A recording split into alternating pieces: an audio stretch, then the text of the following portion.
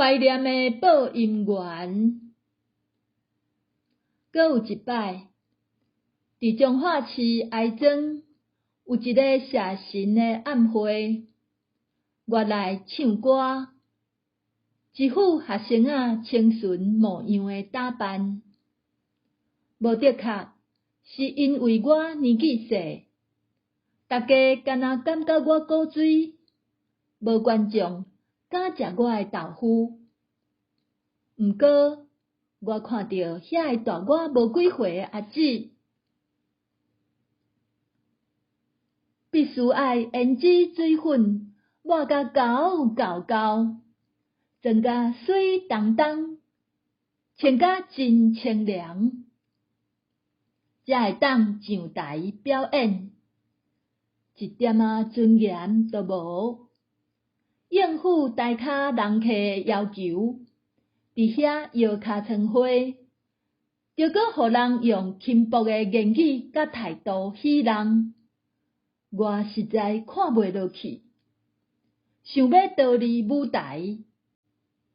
随梦讲，伫我读高一的时阵，售票阿舅捌送我甲阮大姊去台中市青海路的海丽唱片公司学唱歌。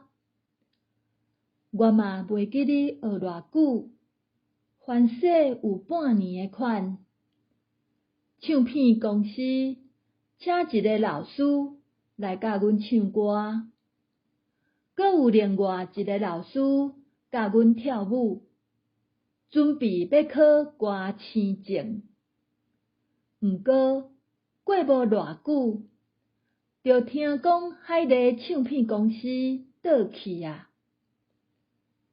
我并无特别受到重视，当然嘛无出唱片的机会，而且我已经决定无要去做歌星，要好好啊读册，就无搁去找啥物机会啊。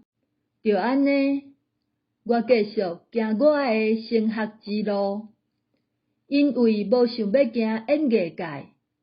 所以我就愈来愈无愿意，搁照阿母的要求，录歌去电台放送，嘛较无甲售票阿舅联络。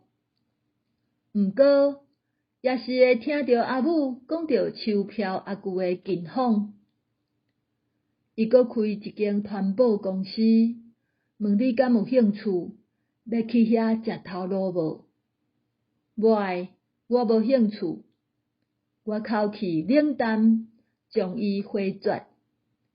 过一阵仔，搁听到伊的消息，恁售票阿舅听讲负债几啊千万，毋知是安怎，哪会安尼？